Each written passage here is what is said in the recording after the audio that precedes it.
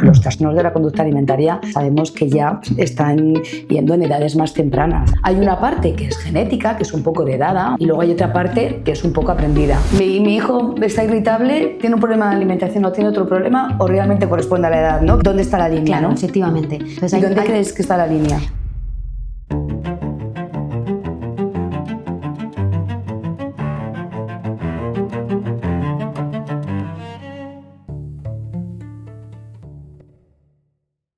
Bienvenidos, bienvenidas a este nuevo formato de podcast de Citema. Soy Patricia Ruiz, directora asistencial, y nos acompaña Eva da Cruz, directora clínica del Centro Citema. En este nuevo podcast vamos a hablar de algo que les preocupa mucho a las familias, que son los trastornos de la conducta alimentaria desde una perspectiva más actualizada. También vamos a abordar un tema que genera dudas y tiene que ver con la relación entre los TCA, los trastornos de conducta alimentaria, y los trastornos del neurodesarrollo. Si te parece, Eva, podemos empezar hablando de los trastornos de alimentación. ¿Cómo definirías un trastorno de conducta alimentaria? También desde cómo cambia un poco, cómo ha cambiado esa visión desde una perspectiva más tradicional. Bien, a ver, un trastorno de la conducta alimentaria, como las palabras bien dicen, es una mala relación que una persona tiene con la comida, ya sea por exceso o por conducta más restrictiva, ¿vale? Los trastornos más comunes que tenemos actualmente de la conducta alimentaria, podemos hablar del trastorno por atracón, podemos hablar de la bulimia, podemos hablar de la anorexia, podemos hablar de teria. Cuando hablamos, lo digo brevemente por no enrollarme mucho con los trastornos, cuando hablamos de trastorno por atracón, hablamos de la presencia de atracones sin conductas compensatorias que puede tener, si en la bulimia, como vómitos, consumo de laxantes, diuréticos, ejercicio físico. Bulimia sí también tiene una preocupación por la imagen corporal, y cuando hablamos de bulimia también hay preocupación por la imagen corporal. Hay presencia de atracones y hay presencia de conductas compensatorias, cosas que en trastorno por atracón no hay. Y después, cuando hablamos de anorexia, es una relación mucho más restrictiva con la comida, una preocupación por imagen corporal, un bajo peso, con las consecuencias físicas que conlleva el bajo peso. Cuando hablamos de teria, hablamos de, las palabras dicen, trastorno evitativo y restrictivo de la ingesta alimentaria, que es como, digamos, los niños malcomedores, muy selectivos con la comida y demás, que les produce problemas de desarrollo, el crecimiento y demás. Esos serían los más comunes. El TERIA es un concepto muy nuevo ahora. Sí. ¿No? ARFID son las siglas en inglés y tiene que ver con esa experiencia tan extrema, más sensorial de los niños, y es algo diferente que creo que hay que conocer. Ahora hablaremos un poquito más adelante, ¿no? Relacionado también con los trastornos del neurodesarrollo. Pensando un poco en los TCA, en los trastornos de conducta alimentaria, ¿qué te parece, Eva, que se puede pasar por alto en las familias algunas señales de alarma, de detección iniciales, tempranas, en las familias o en los colegios o incluso en atención primaria, ¿no? En pediatría? Vale. La línea es muy fina, entonces quizá las familias tenemos que estar un poco en alerta, o en los colegios o en los centros de salud, que es otro tema, no es tanto como en el día a día, sobre qué conductas puedo ponerme un poco sobre alerta de que aquí puede estar habiendo un problema de alimentación. Hablamos cuando tienes un adolescente en casa, bueno, y no tan adolescente, porque los trastornos de la conducta alimentaria sabemos que ya están yendo en edades más tempranas. Hablamos de 10 años, 11 años, 12 años, ¿no? Muy pequeños. Entonces, cuando empiezas a notar que empieza a haber alguna queja de imagen corporal, claro, diferenciarlo de que pueda ser la adolescencia o no. Cuando hay alguna queja de imagen corporal, cuando empieza a restringir algún tipo de alimentos, cuando tu hijo empieza a estar más irritable, cuando se encierra más en la habitación, cuando empieza a querer hacer más ejercicio físico, incluso empieza a sacrificar otro tipo de cosas que corresponden más a tu ocio y corresponden más a tu edad, a sacrificar ese tipo de cosas para poder hacer tu deporte, ¿no? Empieza todo a tener una intensidad más alta. En los colegios igual. el punto donde está la observación, sobre todo, es en el comedor, ¿no? Creo que ahí es un papel muy importante que tienen que tener los cuidadores de comedor. De hecho, cuando hacemos charlas de prevención, ¿no? Tú lo sabes, hablamos directamente también con los profesores y con los cuidadores del comedor, que al final pues, se dan cuenta de conductas que empiezan a ver muy evitativas en estos Sí, quizá también en los coles, ¿no? Las señales que tienen que ver no con lo alimentario más directo, sino cuando pueden observar cambios en una niña, en un niño, un chaval, ¿vale? Más de estado de ánimo, a nivel relacional, más aislado, ¿vale? Que puedan ser una señal de que algo está pasando. Igual no necesariamente un trastorno de conducta alimentaria, pero puede que sí, porque la incidencia es muy alta en lo que es la etapa de adolescente. Sí, la verdad que es una edad que creo que tenemos que estar y tienen que estar muy alertos en esos focos como es en los colegios, además por todo lo que está pasando actualmente, ¿no? Con todo el tema del acoso y demás. Nosotros tenemos porcentajes muy altos de pacientes, ¿no? que previamente han tenido acoso escolar, un bullying y demás, y al final desencadenan un trastorno de la conducta alimentaria, como podría desencadenar en un trastorno depresivo o otro tipo de patologías. Fíjate, mencionando en el otro ámbito, en lo que es atención primaria, la labor de pediatría, también hemos dado y seguimos dando charlas a centros de salud, porque es también muy clave, o sea, que esas señales primeras de detección, ahora hacen entrevistas, enfermería, en atención primaria y desde pediatría, de, bueno, todos los ítems, ¿no? Todos los hitos un poco del desarrollo, del crecimiento, de si come este tipo de alimentos de forma variada, todo lo que es la curva de crecimiento, si va bien o no va bien, y se hacen pues como unas preguntas, ¿no? de screening, ¿no? De filtro, para poder identificar algo y poder, si son los niños vienen siempre con su madre o con su padre, si son adolescentes, pues a veces incluso me lo hemos podido observar, ¿no? Que el adolescente entra y a veces por hacer alguna pregunta un poco más privada, pero también que les sirva un poco, que tengan este conocimiento, que es muy importante, el saber cómo se presentan inicialmente estos trastornos para poder identificarlo y poder trasladar a la familia. Creemos que se puede estar iniciando un cuadro de este tipo, vamos a observar.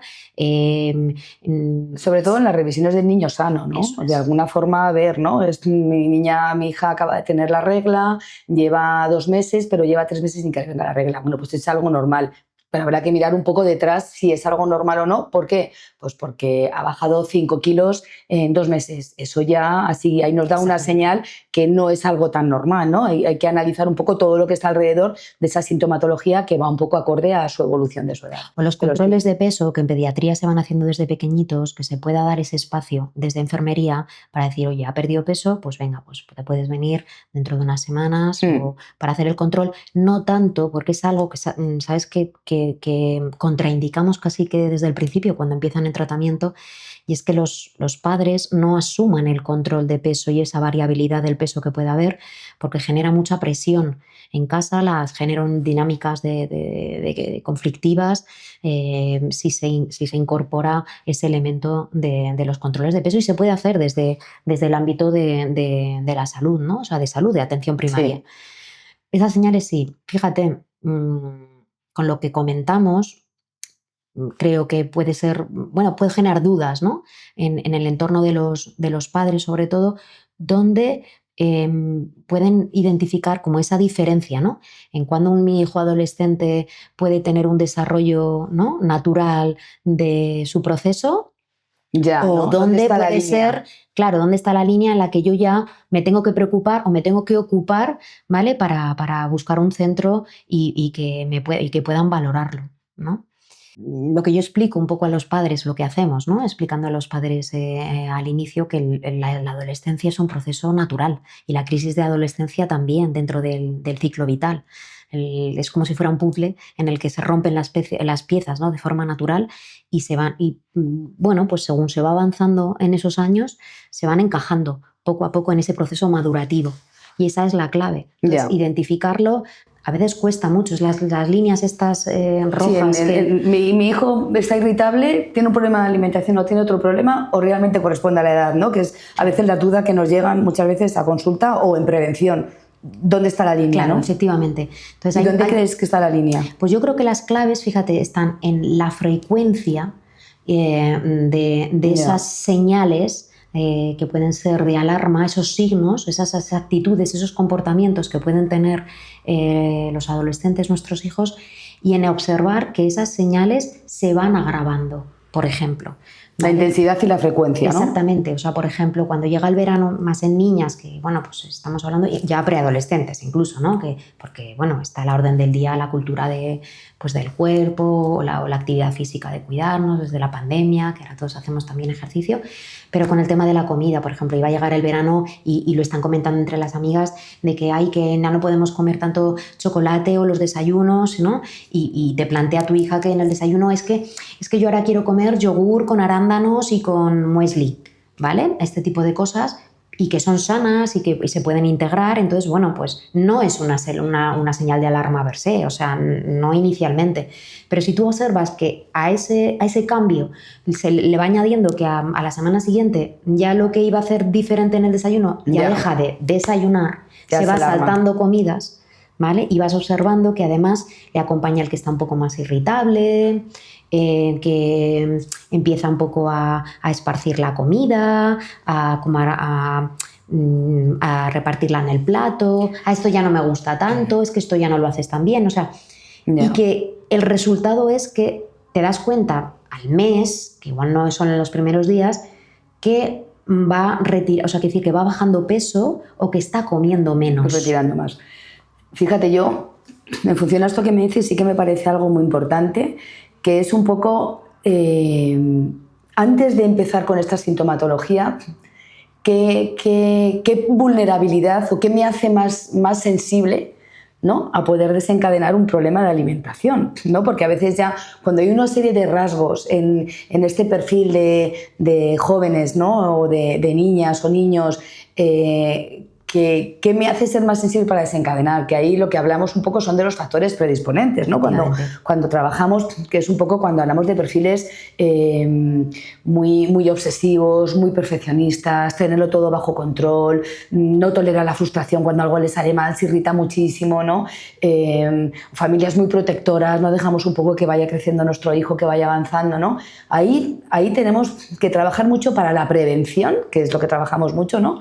Que esto tiene que moldearse mucho. Hay una parte que es genética, que es un poco heredada, un 30-40% los estudios dicen de anorexia y bulimia y más o menos un 40% de trastorno por atracón. Hay una parte que es heredada, ¿no? Pues perfiles más obsesivos, más controladores, y luego hay otra parte que es un poco aprendida. Y esto hay que tenerlo muy en cuenta, porque si tengo este perfil y ocurre cualquier acontecimiento vital, como un cambio a la universidad, me deja un chico, o llega el verano y quiero hacer un poco de dieta, o me insultan en el colegio, con esa vulnerabilidad la persona tiene más papeletas de desencadenar un trastorno de la conducta alimentaria. Por eso es muy importante la prevención y trabajar efectivamente, esa parte. En esos factores estabas mencionando un poco más del perfil más restrictivo, o sea, es decir, hay otros factores pues, muy característicos en este caso si estamos hablando de adolescentes, pues un poco adolescentes más caóticos, más impulsivos, ¿vale? Que se acercan más a un cuadro más de bulimia, de descontrol, ¿vale? Que ahí no vamos a observar un bajo peso, al contrario, son personas o adolescentes que están en normopesos y que sí tienen esos rasgos que cuando se agravan un poco, o sea, en ese carácter o en ese caos, pueden ser esos factores predisponentes que hagan que ante un detonante, ¿no?, aunque algo les ocurra, entonces ya se empiece a desarrollar todo lo que es la sintomatología de lo que es el trastorno. Y estamos hablando un poco de preadolescentes o de adolescentes, pero también en adultos. O sea, en adultos los factores predisponentes pueden ser muy parecidos. De hecho, pues hablamos de larga evolución, de casos de larga evolución de muchos años. Sí, o sea, como tenemos ya experiencia, Eva, sabes que ya tratamos generación de abuelas con TCA, que esto ya impresiona mucho, lo mismo que los preadolescentes de 9 o 10 años, con características algo diferentes.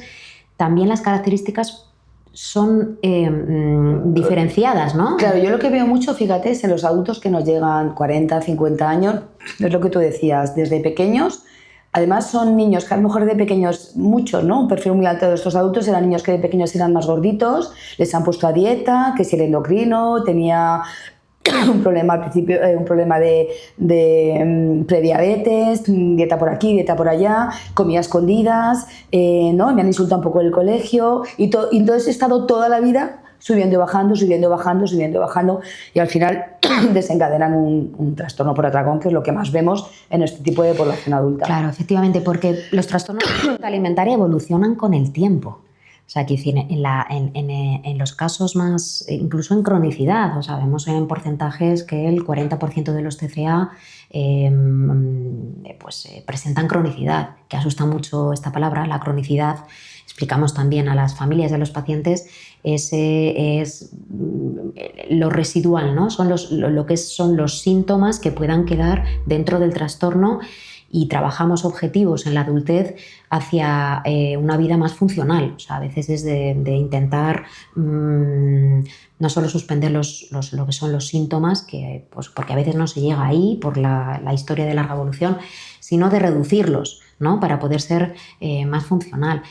En adultos, por ejemplo, que hemos mencionado hace un momento, las señales de detección se observan, por ejemplo, pues, cuando tienes una pareja o una amiga que evita en las comidas, en los eventos sociales, y siempre llega después, siempre ha comido en casa. No es una manera de no realizar esas comidas sociales porque no es capaz un poco de hacerlo, ¿no? O pues eso, tu compañero o tu amiga, que cuando empiezas a observar que casi siempre cuando come o comemos juntas entre las amigas, de forma muy inmediata acude al baño y se va después al baño, ¿no? Es muy posible o probable. Además, insisto, no es quedarse solo con algo puntual que se observa, ¿no? Sino que se van encadenando una serie de actitudes, o sea, pues en cuanto al humor, al estado de ánimo, a ver a esa persona mucho más nerviosa, porque toda esta parte, que además en la etapa adulta hay más detonantes, porque en el ciclo vital pues pasamos por muchos momentos en la vida pues más complicados, en el trabajo, en la familia, y sí pueden hacer que pase por una alteración en lo que es en la conducta alimentaria, como para incluso desarrollar. No solo es que creo que el mayor porcentaje es de larga evolución, ¿no? De pacientes que vienen desde la infancia, pero vemos también, ¿verdad? Claro, casos... Yo creo que es que también ahora el tema de las redes sociales está haciendo mucho daño, pero no solamente a los jóvenes, que evidentemente, o sea, a los jóvenes les hace más daño porque al final, primero, acceden a las redes sociales cada vez más temprano. 10 años, 11, 12, o sea, algo totalmente sorprendente. Tienen móvil muy jovencitos, tienen su Instagram, su TikTok y acceden muy pronto. Entonces, ¿qué ocurre? Es una ventana abierta, estás expuesto al mundo sin ningún tipo de protección, ¿no? De alguna forma. Entonces, pero también ocurre a veces a los adultos, ¿no? Te obsesionas un poco más. Yo creo que es algo súper importante que tenemos que tener en cuenta. Primero, los adultos que tenemos hijos como ejemplo, ¿no? Tu uso de redes sociales, haz un uso adecuado. Segundo, vigila mucho tu hijo o tu hija, tu adolescente o incluso más mayor, el uso que está haciendo de las redes sociales. No, sobre todo cuando son bien jóvenes y su autoestima no está formada, lo que tú has dicho antes, ¿no? Al final me influye mucho lo que está a mi alrededor, y a mi alrededor las redes sociales que hacen daño. Primero, las imágenes que aparecen están sesgadas, están con filtro, están estilizadas, y es el ideal de belleza. El ideal de belleza que este año, en 2020 creo que eran las Kardashian, ahora es otro ideal de belleza. Hace 20 años o 25 años, yo recuerdo cuando trabajábamos con trastornos de alimentación, que no podías tener tu imagen, pues no podías tener curvas, no tenías que tener pecho, ahora tienes que tener curvas. Entonces, claro, todo esto lo escucha una niña y yo quiero tener este ideal de belleza. Pero vamos a ver, que tenemos una genética, tenemos una constitución, entonces son expectativas que no son reales. Segundo, los adolescentes mucho más influenciables, sí. Pero luego además el bombardeo, dietas. O sea, si tú entras una vez y miras una dieta o lo pasas un poco ya, te empiezan a bombardear con dietas. Dietas del ayuno intermitente, retira este alimento, las 24 horas de no sé cuántos. Entonces, al final, claro, cuando son tan jóvenes, están súper influenciados, y los adultos, efectivamente, lo que tú decías, que no solamente de adultos de larga evolución, sino gente que al final está muy metida en todo esto y más obsesiva, o cuando estás entrando en una edad que ya son los 50 años, que te vas haciendo mayor y que el ideal de belleza está muy sobrevalorado. Sí, efectivamente. Y yo quería mencionar con respecto un poco al impacto de estas redes sociales, las interacciones sociales, que es que se desvirtúan absolutamente y hacen que se agrave un poco, o sea, esas relaciones sociales que es tan importante la presencialidad, el que nos podamos mirar, o sea, el lenguaje no verbal, el tono, todo se desvirtúa cuando estás frente a una pantalla. Entonces, quiero decir, los perfiles, por ejemplo, más restrictivos que hacen el aislamiento está como permitido, son espectadores, o sea, ahí la ansiedad te viene por el scroll ¿no? De estar, y que genera mucha obsesividad y no una presencialidad para poder exponerte y para poder entrenar esas habilidades sociales que están muy debilitadas, ¿no? En un cuadro más restrictivo. En la parte más, por ejemplo, más impulsiva o más descontrolada, ahí el riesgo es hacia el otro lado, ¿no? Es muy invasivo. O sea, es cuando tú te atreves a decir según qué cosas que de cara a cara no lo harías jamás. Y ahí todo el bullying, todo el acoso, que en adolescentes y en adultos. O sea, quiero decir, que ahora hay muchos canales para denuncias, que ahora está todo muy en la sociedad, porque tenemos que poner esos medios porque esto ya está pasando y hay un descontrol porque se desvirtúa lo que es una interacción que pueda ser más natural. Y tu valía a través de los likes. Efectivamente. Eso es súper importante, ¿no? O sea, cuantos más likes me dan, más está mi valía. O sea, al final tu autoestima está con una necesidad de aprobación y totalmente fuera de ti. O sea, fíjate, ¿cómo podemos? Porque es muy difícil también para los padres ahora con el control parental. Justo ahora en Australia han puesto el límite de los 16 años en aplicaciones. Pero hay algo que yo creo que con los padres, cuando tenemos hijos adolescentes y nos quedamos más tranquilos cuando se quedan en casa, y dices, bueno, es que no sale menos, o claro, ya no bebe, o sea, el tema drogas, ¿no? Y ahí hay un sesgo. Porque cuando se quedan mucho en casa, están en su habitación como un buen adolescente típico, ¿vale? Porque eso es la parte natural que comentábamos hace un momento, pero están con las redes. Están con redes más o menos abiertas, pues hablas de... Se ha marcado en 16, pero no, claro, no me acuerdo cómo 15, se llama 16, 17... esta película sobre redes sociales, ¿no? Que los padres estaban muy tranquilos porque estaba efectivamente metido en su habitación, pero al final estaba teniendo un acoso... Y bueno, hay casos reales de suicidio por acoso en redes. Entonces, que tengamos en cuenta como padres y que nosotros como profesionales podamos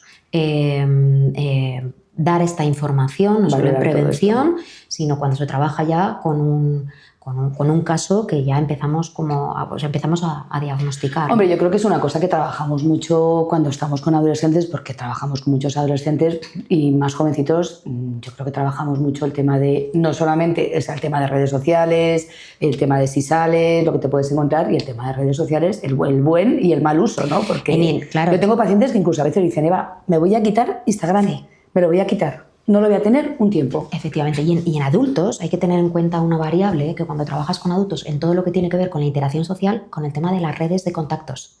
Tema Tinder, Bumble... O sea, y adultos con más promiscuidad. Efectivamente. Y estos son plataformas en las que se puede prestar a desarrollar todavía más este tipo de patologías, ¿no? Entonces, bueno, pues se trabaja a nivel, en la psicoterapia lo trabajamos también, ya sea un poco desde esa perspectiva más adolescente o desde el ámbito de adultos. Sí, eso se trabaja en ambulatorio, en todo tipo de tratamientos más o menos intensivos, todo hay que tenerlo en cuenta. Y en cuanto a tratamientos, Eva, por comentar también un poco qué tipos de tratamientos ofrecemos y planteamos, actualizados por supuesto, con respecto, primero quizá podemos comentar en cuanto a diagnóstico, cómo se evalúa un trastorno de alimentación. Y ahora comentamos los tratamientos. Lo que hacemos en los centros, en nuestro centro, cuando en ese inicio de proceso de diagnóstico, llega una familia o llega un adulto identificando esas señales y lo recibimos desde psicología, desde la parte de psicología, para llevar a cabo una entrevista semiestructurada. Se recogen todos los datos psicoevolutivos y actualizados, por supuesto, para marcar objetivos, ¿vale? De abordaje y de tratamiento. O sea, ese es como el punto de partida. La entrevista y se lleva a cabo una evaluación psicométrica, ¿no? Test, cuestionarios, no solo lo que llamamos desde la parte específica del trastorno, que tiene que ver con alimentación, relación con el cuerpo, actividad física, sino también con lo que llamamos y denominamos la parte inespecífica. Aquí te interrumpo porque yo creo que es súper importante y la familia muchas veces piensa que no es así. Cuando tengo un problema de alimentación no es ir solo a un nutricionista. O sea, un problema de alimentación es una mala relación con la comida, pero es el pico del iceberg. Debajo del problema de la alimentación está todo. Baja autoestima, escasas habilidades sociales, escasa inteligencia emocional, todo que si esto no lo trabajas y se lo trabajas la relación con la comida, ¿no? Al final volvemos a tener recaídas. Efectivamente. Entonces la evaluación es clave. Entonces por eso se hace lo que llamamos la parte inespecífica de evaluación de niveles de ansiedad, de estado de ánimo, rasgos de personalidad, la comorbilidad, que es un poco las patologías que se puedan dar, otro tipo de trastornos, pues, conductas adictivas y demás, y habilidades sociales, por supuesto, que se evalúan. Entonces, con todo ello hacemos como una sesión de planteamiento de lo que va a ser la intervención en base a esos objetivos. En ese momento, incluso a veces dependiendo de cómo llegue y en qué situación llegue a nivel de alimentación, se plantea la interconsulta para el trabajo paralelo con la figura de la nutricionista, que es también muy importante. Se hace una valoración de lo que es todo lo que es el comportamiento alimentario. Ahí también se llevan a cabo las medidas antropométricas, los controles de peso que los llevará a cabo, y podemos trabajar de forma paralela desde la psicoterapia, las resistencias, o sea, esas dificultades, es decir, me hace un plan alimentario la Nutri y no soy capaz de hacerlo, ¿no? Entonces, esos puntos del problema, ¿no? De esa resistencia, esa dificultad que hay, es lo que trabajamos en la psicoterapia. De igual manera, porque trabajamos en equipo multidisciplinar, lo que hacemos es interconsulta. En algunos casos, con cierta frecuencia, porque la afectación de los trastornos de conducta alimentaria, como bien dices, va a varios niveles, de interconsulta con el equipo médico, con psiquiatría. Ahí se hace una valoración también muy completa, se puede pedir analíticas, dependiendo de la situación, si hay bajo peso muy pronunciado, y se plantea un tratamiento farmacológico. Y ahí empezaría el tratamiento, en principio, ambulatorio. Sí, estamos hablando de que eso sería como una recepción inicial, esa primera fase de valoración para plantear en trabajo y en equipo multidisciplinar desde lo ambulatorio, ¿no? Desde consultas externas, acudiendo seguramente en la primera fase una vez por semana a psicoterapia, generalmente quincenalmente con nutrición, y puntualmente si hay planteamiento y tratamiento farmacológico, no siempre, pero suele ser habitual. Yo comento muchas veces que es como una muleta, ¿no? El tratamiento farmacológico, y que ayuda y facilita mucho ese primer arranque de conciencia un poco de lo que nos ocurre, y entrar en terapia, a trabajar, porque claro, lo que tú decías, ¿no? No es, la terapia no es si no comes, entonces empiezas a comer, o si tienes bajo peso, ya recuperas peso y ya está. No, esto es bastante complejo. Es bastante complejo y hay que abordarlo desde varias perspectivas. Además, fíjate, otra cosa que yo creo que es muy importante cuando trabajamos con jóvenes, sobre todo con jóvenes, porque un tratamiento de un trastorno de alimentación, y eso las familias tienen que estar muy mentalizadas, y el paciente es largo, es muy largo, es una media de 3 a 5 años, porque hay que trabajar muchas cosas, y sobre todo cuando acoges a un paciente con 12 o 13 años, o 14 o 15, tienes que acompañarle hasta la edad adulta, ir madurando y gestionando y ayudándole. Entonces tienes que ir de la mano con él para gestionar temas de chicos, temas de alimentación, gestión familiar, cambios de curso, baja de expectativas, son tantas cosas que efectivamente. Y al hilo de lo que estabas diciendo, claro, a veces nos encontramos con casos en que los pacientes tienen una situación en la que el tratamiento ambulatorio no es suficiente, ¿no? Y ahí es un poco los recursos que hay, ¿no? Cuando el paciente está grave, cuando el paciente es una situación en la que tiene un peso muy bajo y tiene algo de riesgo, y hay una negativa a comer en casa, ¿no? Ahí tenemos varias opciones, ¿no? Las opciones que tenemos es ingreso 24 horas o tratamiento hospital de día. El ingreso 24 horas se sostiene sobre todo cuando la situación del paciente, pues al final tiene un riesgo vital, pues una bradicardia, una analítica muy descontrolada, tiene que ingresar por el riesgo que corre. También cuando hay autolesiones o una ideación autolítica, ¿no? Que corre riesgo igual su vida, pasamos al ingreso. A veces los ingresos no son tan fáciles acceder a ellos. ya sea tanto en vía pública como en vía privada, por demandas, por económico y demás, y está la opción también del hospital de día. Yo creo que hospital de día es uno de los mejores recursos que hay para un tratamiento intensivo, donde nosotros, cuando derivamos a alguna paciente a nuestro hospital de día, lo que ofrecemos es, digamos, no dejar de hacer su vida, ¿no? Por ejemplo, cuando un adolescente ingresa en hospital de día, ingresa en horario de tarde, o cuando tiene la universidad por la tarde, ingresa en horario de mañana. Que facilitamos, ¿no? Que no sacarlas de su entorno, ¿no? Claro, a no ser que vengas muy malita, que empiezas de tiempo completo y después, en la medida que podamos, lo más rápido posible, te vamos a incorporar a tu día a día, a tu colegio, a tu universidad, a las actividades que estés haciendo, muy despacito para que lo combines con un tratamiento intensivo, donde tienes todos los días tu terapia de grupo, todas las semanas tu terapia individual, tu recogida por el psiquiatra, tu recogida por el pedagogo, ¿no? Y totalmente actividades donde todo el rato estás trabajando tus dificultades. Cuidado, no solo alimentarias,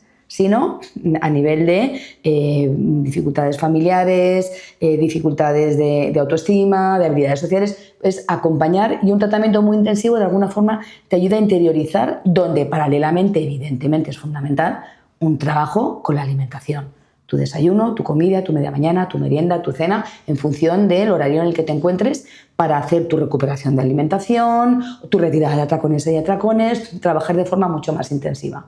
Creo que es la alternativa a un ingreso. El poder evitar un ingreso, si es posible, es algo bastante funcional, porque te permite poco a poco volver luego a integrarte sin haber perdido un poco esa parte que te ataba.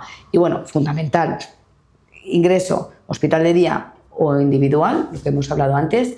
El trabajo con familia. Eso es. El trabajo con familia es fundamental. Trabajamos todos en equipo, recogemos todo, porque yo creo que es súper importante, y también ayudar a los familiares con la angustia que tienen. No sé cómo hacerlo. Estoy perdido. Entonces hay que ayudar muchísimo a los familiares. Y sobre familias. todo más en esos casos, o sea, cuando hablamos de tratamientos intensivos, los casos están más agravados, o sea, hay más disfunción. Sí, nosotros tenemos grupos de familias, ¿verdad? Tenemos grupos familiares, multifamiliares, grupo de padres, escuela, ¿no? Se trabaja con todos, efectivamente, es súper importante. Eso es.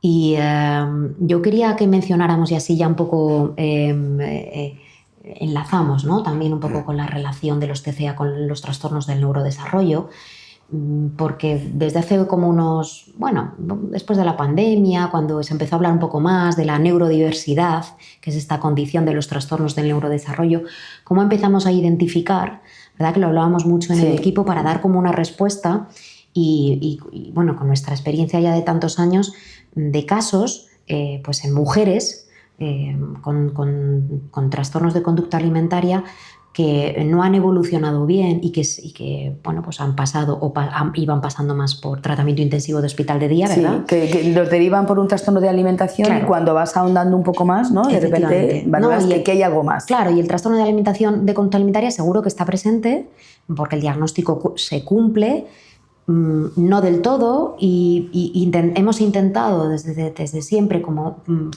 utilizar y poner en marcha los protocolos que teníamos hasta ahora sin mucho éxito, y desde hace unos años pues también porque nos estamos formando, porque estamos teniendo los profesionales más conocimientos para poder integrar la identificación de lo que es la neurodiversidad y el trastorno del neurodesarrollo. En este caso, ¿qué identificamos? ¿Qué se ha podido identificar en estos casos de mujeres? Se habla también de lo que es el efecto del masking, que es el sesgo en mujeres, porque no se identifican del todo bien, con lo que es un poco la batería más psicométrica para evaluar autismo, incluso TDAH en mujeres, esos rangos por baterías y por toda la psicometría que viene de Estados Unidos, utilizadas en varones, y se presentan falsos negativos. Entonces no seríamos capaces de identificarlos bien. Afortunadamente, desde hace 2-3 años... Yo creo que es súper importante que los profesionales de trastornos de alimentación estén formados también en poder hacer poder diferenciar e identificar todo esto.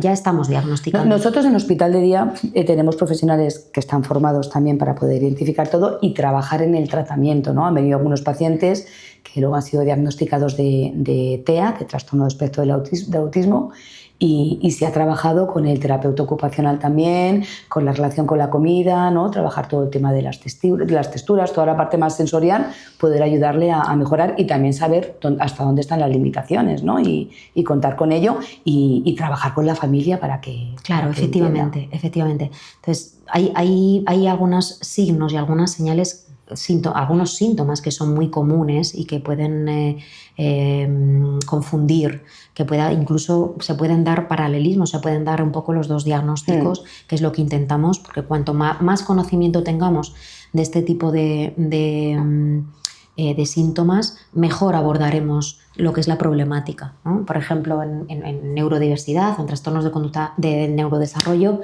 el perfil, por ejemplo, de anorexia, este perfil más de rigidez mental, con unos niveles de perfeccionismo muy altos, de autoexigencia, sobre todo con el tema de la rigidez, es muy común y se presenta en el autismo, y más en el autismo de mujeres con alta funcionalidad.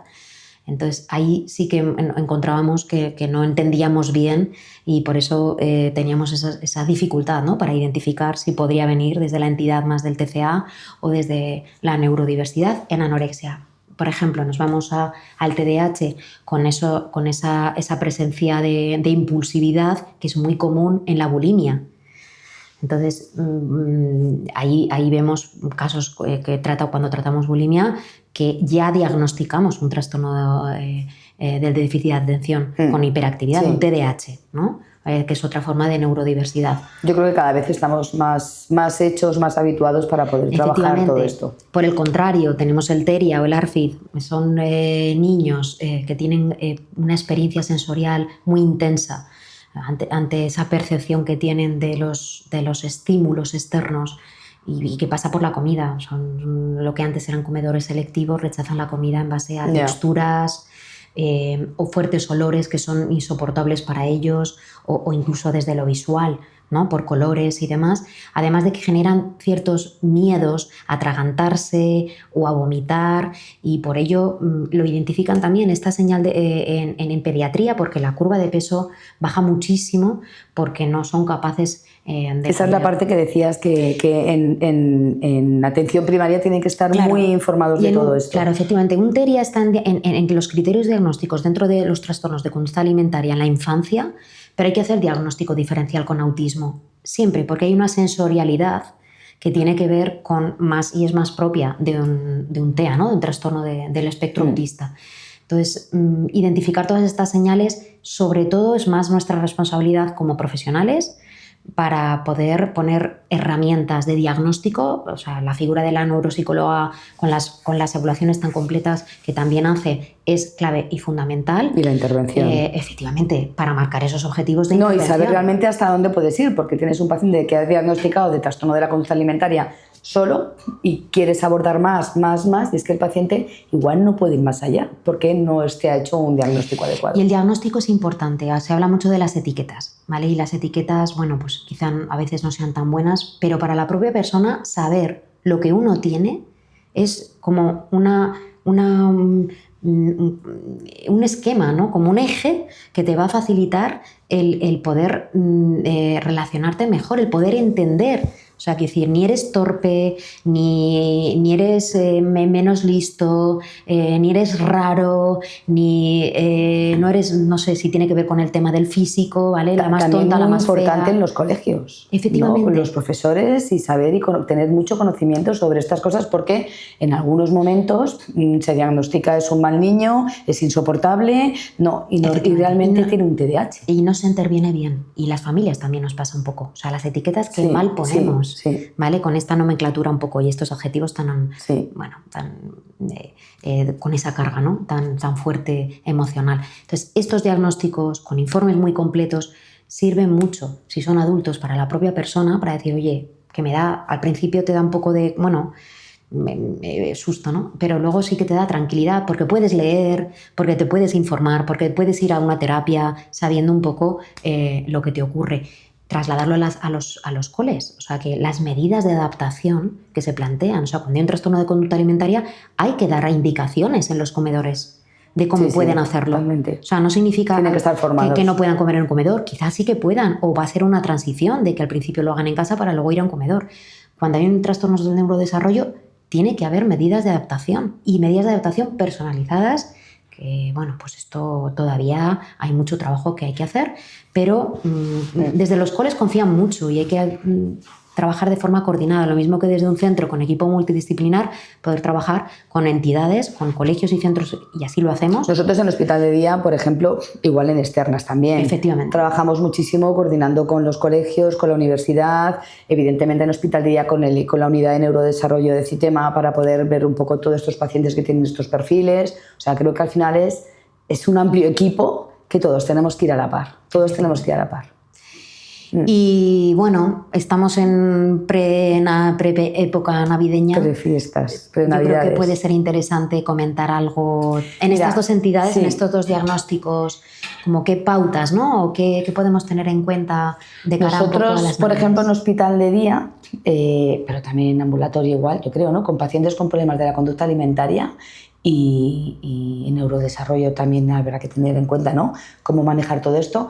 Te hablo primeramente con problemas de la conducta alimentaria. Primero, yo creo que el objetivo es, como digo a los padres, no es que tu hija lo haga perfecto, pero tampoco es cuestión de que, como come un turrón, ya no merienda, sino que lo hagamos bien, que hagas tus tomas, que hagas tu base bien, tus 4 o 5 tomas, que lo hagas ordenado, pero que le ayudemos a facilitárselo, ¿no? De alguna forma, intentar no estar continuamente en casa hablando de qué vamos a hacer en Nochebuena, qué vamos a hacer en Navidad, qué vamos a comer, qué quieres comer, qué hacemos. No, darle toda la normalidad, desentenderla de todo el tema de las comidas a tu hija o a tu hijo, mantenerle al margen, que se encargue de otras cosas. Y yo te puedo ayudar a estructurar un poco los menús, si es necesario. A veces el paciente ya está bien y no es necesario, pero sobre todo que empiecen a desasociar el miedo que tienen de, uy, las fiestas, comida. No, vamos a intentar asociar las fiestas con reuniones familiares, con cosas mucho más, pues algo más agradable, poder salir a comer, poder normalizar. Cada paciente, en función de la etapa en la que se encuentre, tendrá unas indicaciones u otras. Y sobre todo la familia, que no esté encima, no tanto el padre o la madre, que es el que está encargado de la alimentación del paciente en función de las indicaciones que tenga, sino la tía, el primo, el abuelo. Cuando nos juntamos con las familias, no le nombres su problema, déjalo al margen, manténlo al margen, háblale de otras cosas, no tiene nada que ver y déjale, no le vamos a poner la etiqueta de está enfermo, ¿no? Y sobre todo es intentar que pueden pasar algunas fiestas y según el punto en el que se encuentren, con el tratamiento profesional abordará las pautas que son más adecuadas. Sí, efectivamente, ¿no? Con ese objetivo de normalizar, claro, y adaptarlo, pero dentro de la normalidad. En trastornos del neurodesarrollo un poco se intenta trabajar desde la misma línea, o sea, son épocas también muy complicadas para los más peques, pues con autismo o incluso con el TDAH, porque todo lo que es la sensorialidad, las luces, los ruidos de las navidades, villancicos, esto es muy perturbador, ¿vale? Para ese procesamiento que ellos tienen, esa condición que es diferente, ¿no? De cómo ellos procesan todos estos estímulos. Entonces, muchas veces, teniéndolo en cuenta y sabiéndolo, no es que no puede ir a ningún sitio y tengas que aislar a ese niño, ¿vale? Porque no puede estar en Navidades, claro que sí, pero bueno, pues se pueden evitar sitios con mayor bullicio, o vas un ratito y luego te sales, ¿vale? O vas al Cortilandia cuando pueda haber, no sé, por la mañana menos gente, o sea, que decir, tener en cuenta, o sea, cuáles son los momentos de mayor dificultad, la rigidez también un poco, o sea, que pasa también un poco con el perfil más de anorexia, ¿no? O sea, esa rigidez en las pautas, que funcionas bien en base a unas rutinas. ¿Qué pasa con vacaciones? Navidad o en verano, ¿no? Que ya no hay horarios, claro, ya no hay rutinas. Y eso es muy importante. Esto es, o sea, que decir, es un problema muy, o sea, que decir, importante de cara un poco a abordarlo. Te interrumpo ahí porque una de las indicaciones que nosotros hacemos siempre, bueno, tú también las hacemos todos los del equipo, que es con el tema de las Navidades, si tu hija o tú mismo, ¿no?, tienes un problema de alimentación y te acuestas a las 5 de la mañana, te levantas, desayunas, o si te acuerdas a las 8 de la mañana desayunas, te acuestas, o sea, intentar, lo que tú dices, llevar en la medida de lo posible tu rutina, porque como la rompas, ya todo se convierte en un caos. Es como si el horario se puede cambiar, ¿vale? Se cambia porque ya no madrugas, ya no hay cole o ya no tienes que trabajar, pero tiene que haberlo. O sea, una estructura... Un poco de estructura. Exactamente. Sí. Una estructura de un horario adaptado a esas vacaciones, pero que te da seguridad y te da más tranquilidad para no pues, estar desregulado, ¿no? Desregulado es un concepto que se utiliza más en neurodesarrollo y que es muy importante, o sea, que decir, para no entrar en un estado de ansiedad que no puedas manejar y que empeore y que además tiendas a evitar, porque luego hay mucha gente que no le gusta una época, o pueden ser en este caso las Navidades, y es porque lo relaciona con momentos concretos, si es la comida, si es los ruidos, si es no sé qué, y hay que intentar, y hay estrategias para intentar adaptarse. Sí, y yo creo que algo también muy importante, que esto nos puede dar margen para otro podcast, es cuando hablamos de trastorno por atracón o cuando hay presencia de atracones, independientemente sea bulimia o trastorno por atracón, es ese perfil cognitivo de estos pacientes de todo o nada. O sea, o en Navidades, o levanto la mano y como todo, y lo hago todo y ya me descontrolo, o lo hago todo perfecto. Entonces es como... O te mentalizas que el todo o nada te va a tener siempre en esta situación y tienes que aprender a encontrar un punto medio o no vamos a arrancar, ¿no? Sí. Es como, ya que como un turrón, un poco de turrón, pues ya me lo como todo porque he violado mis normas, ¿no? Es trabajar esa rigidez que a la vez me lleva a un punto muy dicotómico. Sí. O está todo muy estructurado o está todo descontrolado. Entonces, en Navidades hay papeletas de que ese pensamiento pueda aparecer, cuidado. Sí, lo que nosotros ya Cuidado. sabes que empezamos a trabajar las Navidades el 1 prácticamente de diciembre. Sí. O sea, ahora cuando ya se empiezan a poner el encendido de las luces, Total. Aquí en Madrid es cuando nos marca un poco, bueno, ¿qué vas a hacer en Navidad? Empezamos a hablar con bastante tiempo y lo mismo pasa en la época estival, o sea, cuando llega el verano, que empezamos en TCA con el cambio de ropa, Total. bueno, ya podremos hablar más adelante de todo esto, o en neurodesarrollo pues con los cambios de rutinas. Entonces, intentar preparar con tiempo para minimizar el impacto y poder facilitar, que se trata de eso, de que podamos... Y de tener unas buenas Navidades Eso es. ahora mismo y que puedan disfrutar, es fundamental. Y poder avanzar y poder recuperarse, que los pronósticos no son tan malos, que incluso cuando hemos hablado de cronicidad se puede mejorar mucho en la funcionalidad Sí. y en que los síntomas se pueden reducir. Entonces, ya sean TCA o sean los trastornos del neurodesarrollo, que es una condición que aparece desde la infancia, o sea, es algo diferente porque tiene que ver con el procesamiento neurológico. El trabajo en atención temprana, todo el trabajo de intervención que se hace con equipo multidisciplinar es muy clave para mejorar. Se puede mejorar muchísimo, se puede adaptar del entorno, puedes minimizar el impacto de una comorbilidad en un trastorno del neurodesarrollo con las dificultades con la alimentación de desarrollar un TCA o al contrario. Yo siempre, cuando hablo también con los pacientes, yo les digo, esto es un círculo, más o menos un 60% es genético, un 30% es 30-35% aprendido y el resto son situaciones de la vida con las que no puedes trabajar. La parte genética es lo que hay. Tú puedes tener un paciente con un problema de alimentación con un perfil muy obsesivo y siempre vas a ser obsesivo, pero si tú te conoces y sabes manejar esas obsesiones y sabes gestionarlo, evidentemente te va a ayudar, ¿no? Igual que la parte de neurodesarrollo. Tú puedes tener un trastorno de déficit de atención, vas a tener un perfil que está ahí, pero si tú te vas conociendo y sabes manejarlo, tu calidad de vida es perfectamente. Y además es para poder desarrollar la potencialidad que incluso en los trastornos del neurodesarrollo, o sea, hablamos de déficit, hablamos de una condición, de unas funcionalidades que están alteradas, pero sí hay otras que están hiperdesarrolladas. Lo mismo pasa, un perfil de restrictivo son chicas generalmente, pero bueno, son personas que son excesivamente perfeccionistas. El ser perfeccionista no es un hándicap, no es algo negativo per se, o sea, solo es que hay que aprender a modularlo. O sea, el tener un perfil más organizado o al contrario, mucho más flexible y caótico, también viene muy bien si encuentras ese punto de equilibrio. Y es lo que bueno, pues intentamos desde el entorno más profesional, terapéutico, poder enseñar estrategias, poder enseñar todo este tipo de recursos que conocemos y que disponemos para ayudar a las personas y a las familias. Gracias, Eva. Me ha encantado, la verdad que es súper agradable que podamos un poco compartir todo esto esta conversación que nos haya servido para dar algo más de información y conocer un poquito mejor los trastornos de conducta alimentaria y la relación que tienen con los trastornos del neurodesarrollo. Que bueno, pues que podamos ofrecer este espacio desde Citema y en próximos episodios, bueno, pues aquí estaremos conversando. Gracias.